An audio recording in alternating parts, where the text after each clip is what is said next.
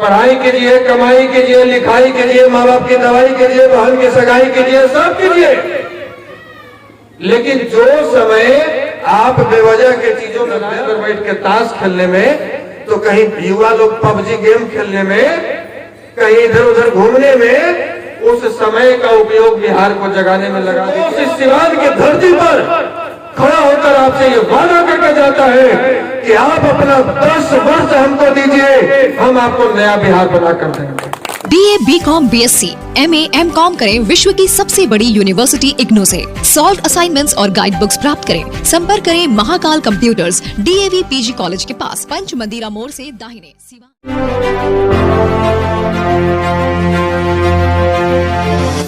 Pathibhara furniture उद्योग, जहां पे शीशम और सागवान की लकड़ियों से बना हुआ आधुनिक फर्नीचर, सोफा सेट आदि मिलता है। सामान में भी आपको 10% की छूट, जिसमें फ्रिज, वॉशिंग मशीन और हुए नंबर पे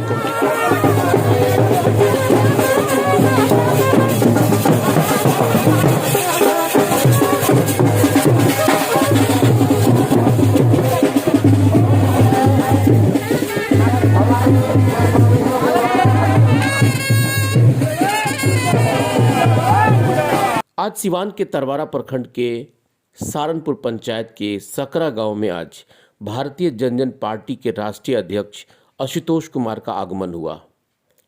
वहां के मुखिया पति डॉक्टर आशुतोष कुमार रमन के द्वारा एक बड़ा सभा का आयोजन किया गया, जिसमें भारतीय जनजन पार्टी के विस्तार की और कई लोगों की सदस्यता दिलाई गई, जिसमें मुख्य रूप से लोगों को सदस्यता के साथ साथ पार्टी का विस्तार किस तरीके से करना है, इसकी ट्रेनिंग भी दी गई।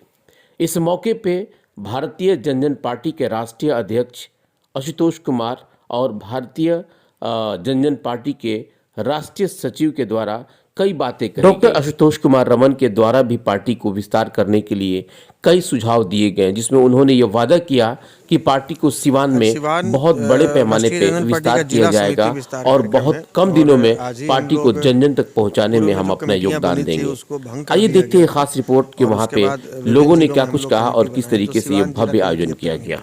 यहाँ हमारे सक्रिय जनसेवक, जिनको कार्यकर्ता कहा जाता है, वो लोग सक्रिय थे। उनकी कई दिनों से मांग थी कि यहाँ भी कमेटी विस्तार किया जाए। तो अभी यहाँ के मुखिया प्रतिनिधि हैं डॉक्टर आशुतोष कुमार जी, तो हम लोग उन्हें आज जिला अध्यक्ष के रूप में मनोनीत करेंगे और साथ ही साथ विभिन्न प्रखंडों के प्रखंड अध्यक्ष और भी जिला में जो पद हैं, उन पदों पर नियुक्तियाँ आज की जाएंगी।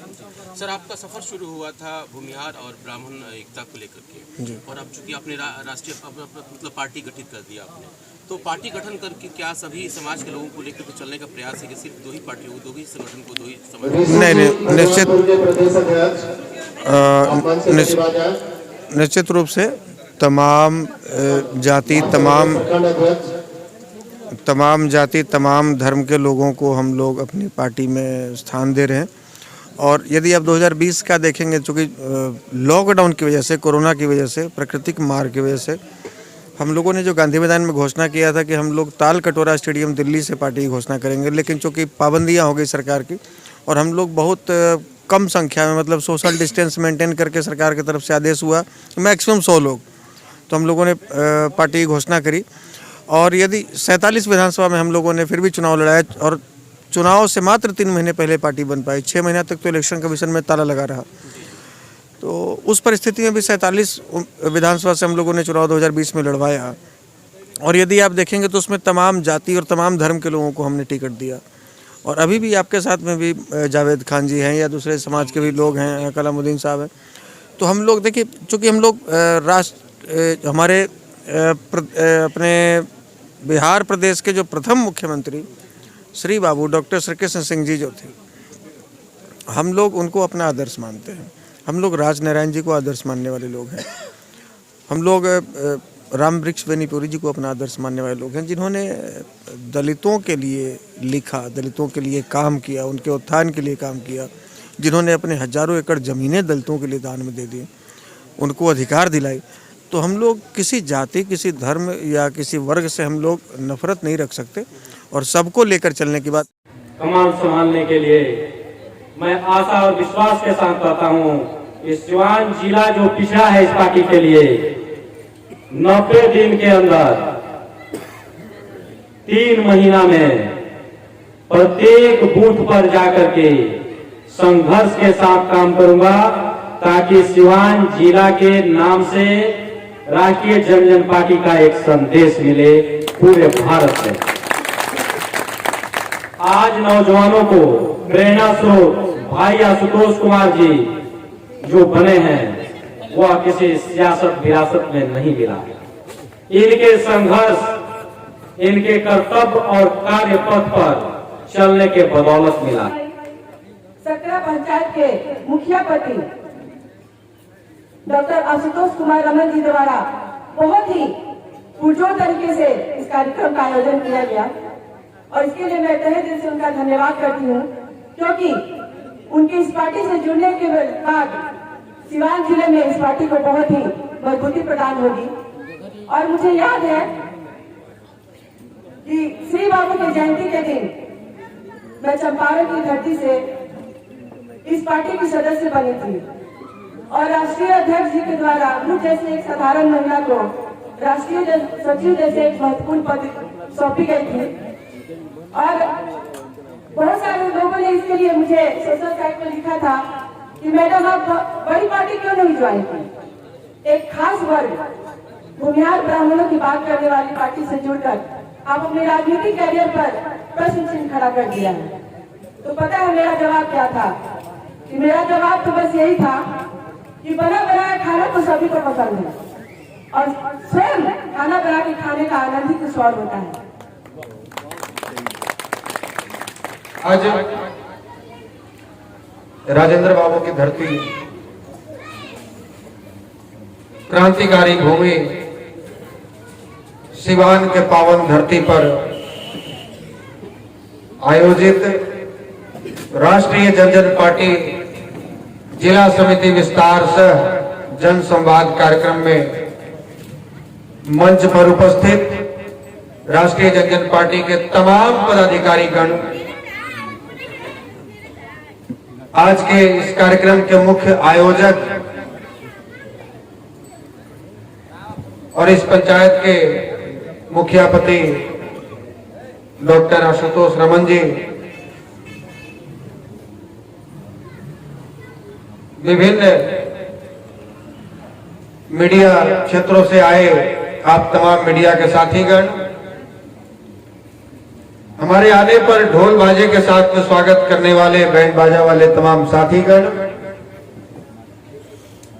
विभिन्न प्रखंडों, पंचायतों और गांवों से आज के इस कार्यक्रम में शिरकत करने आए आप तमाम बड़े बुजुर्ग, गार्जियन, अभिभावक, बहुत ही हिम्मत से और शांतिपूर्वक कार्यक्रम की शुरुआत से अब तक इस कार्यक्रम में अपनी उपस्थिति दर्ज कराती रही माताएं, बहनें, और आज के इस कार्यक्रम में अपनी महत्वपूर्ण भूमिका निभा रहे हमारे युवा क्रांतिकारी साथियों का मैं आशुतोष कुमार हार्दिक अभिनंदन करता हूं और बहुत बहुत प्रणाम करता हूं।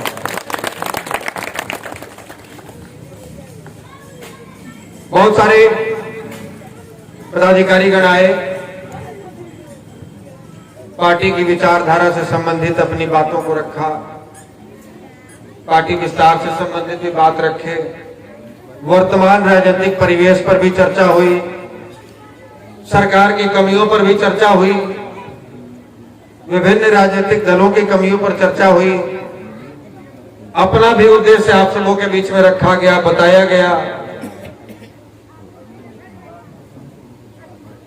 हम लोग कुछ कुछ बिंदुओं को आपके समक्ष रखें उसके पहले, क्योंकि हम इस क्षेत्र में, आपके इस प्रखंड में ही पहला कार्यक्रम हमारा है, तो इसमें हो सकता है कि बहुत सारे ऐसे हमारे बुजुर्ग गार्जियन हैं जो फेसबुक नहीं चलाते हैं, जो डिजिटल मीडिया से नहीं जुड़े हैं, जो ट्विटर नहीं चलाते हैं। अब वो बेचारे काफी देर से बैठे हुए, लेकिन उनको पता नहीं कि है कौन आदमी जिसकी चर्चा हो रही है, तो पहले तो चर्चा होना चाहिए परिचय के साथ। जन संवाद मतलब कि परिचय, तो परिचय पहला होना चाहिए। पहला कार्यक्रम तो परिचय का होता है। सब लोग जान रहे हैं राष्ट्रीय जनजन पार्टी, और यहां लिखा हुआ भी राष्ट्रीय अध्यक्ष आशुतोष कुमार, लेकिन उसके पहले भी हमारा कुछ परिचय होगा। हमारा मूल कहां से है, जड़ कहां से है। जैसे हम लोग आज बिहार की बेरोजगारी पर बात कर रहे हैं, बिहार की अशिक्षा पर बात कर रहे हैं, बिहार में भ्रष्टाचार पर बात कर रहे हैं, गलत नीतियों पर बात कर रहे हैं, अपराधीकरण पर बात कर रहे हैं, तो इसके मूल में जब तक नहीं जाएंगे, इसके जड़ में नहीं जाएंगे, तब तक इन तमाम मामलों का निपटारा हम लोग नहीं कर पाएंगे। केवल भाषणबाजी और मीडिया में बयान देने से नहीं होगा। कांग्रेस के लिए हर बूथ पर हम लोग लाठी डंडा खाए हैं और चलाए हैं, और पिछले 30 साल से 35 साल से हम लोग किसके लिए हैं? भाजपा के, उसी के लिए लाठी गोली खा रहे हैं और चला रहे हैं। लेकिन जब आप किसी के साथ में, किसी के सामने समर्पित हो जाते हैं, यानी कि साष्टांग दंडवत कर लेते हैं, तो आपको बंधुआ मजदूर समझने लगता है, उसको आपकी ईमानदारी नहीं समझता है, उसको लाचारी समझने लगता है, उसको आपकी मजबूरी समझने लगता है, उसको लगता है कि ये जाएगा कहां है, इसकी मजबूरी है, ये तो हमारे ही चरण में लौटेगा। तो अब पता चल रहा है कहां जाएंगे। अभी मात्र एमएलसी चुनाव, बोचहा चुनाव, मोकामा चुनाव, ये 3-4 उपचुनाव में ही इनको पता चल गया कि हम लोग कहां जाए। यानी कि हमने स्पष्ट संदेश दिया कि ना भाजपा को वोट करेंगे, ना कांग्रेस को सपोर्ट करेंगे, जो हमारी बात करेगा वही हमारे वोट पर राज करेगा, ये संदेश दिया। और राष्ट्रीय जनजन पार्टी बहुत मजबूती से बिहार के विभिन्न जिलों में, देखिए बिहार की स्थिति क्या है। एक अनपढ़ आदमी से भी आप पूछिएगा ना, जो बिल्कुल लेबर क्लास का व्यक्ति है, जो पढ़ा लिखा नहीं है, जो रिक्शा ठेला चला रहा है, जो गांव में भेड़ बकरी सुअर चला रहा है, उसकी स्थिति यदि आप पूछिएगा कि बिहार की स्थिति क्या है, तो वो भी आपको बता देगा कि बिहार की क्या स्थिति है। वो बेरोजगारी पर 10 मिनट बोल देगा, बिहार की लाचारी पर 10 मिनट बोल देगा, बिहार में अपराध पर बोल देगा, शिक्षा नीति पर बोल देगा। और आप तो पढ़े लिखे लोग हैं, सब समझदार हैं, आपको पता है कि बिहार की क्या स्थिति है। और नहीं पता है तो जाइए जरा सिवान स्टेशन पे, जाइए जरा छपरा स्टेशन पे, जाइए जरा पटना गया और गोपालगंज स्टेशन पे, और जो ट्रेन दिल्ली, बॉम्बे, सूरत, पंजाब जाती है, उसका पीछे वाला जनरल डब्बा में जरा घुस के देखिए क्या स्थिति है। हर रोज जैसे भेड़ बकरियों को भर भर के कसाई ले जाता है ना, उसी तरह से हर रोज यहां से जनरल डब्बे में भर भर कर लोग सूरत, पंजाब, दिल्ली, हरियाणा कमाने के लिए जा रहे हैं। बिहार में एक भी फैक्ट्री नहीं।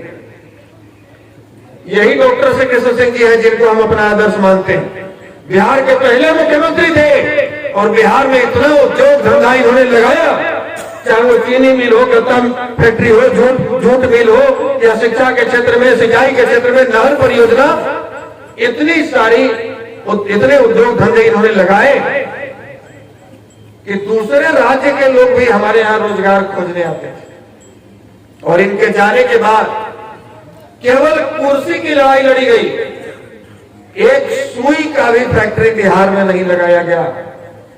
और यहां तक कि जो हमारे पूर्वजों ने हजारों लाखों एकड़ जमीनें दान में दी, कहीं चीनी मिल खोलने के लिए, कहीं जूट मिल के लिए, कहीं सिल्क उद्योग के लिए, कहीं कुछ के लिए, वो तमाम जमीनें भी ऐसे पड़ती पड़ी हैं और उनके लोहे को कबाड़ बना बना कर लोग चोरी कर कर कर बेच रहे हैं।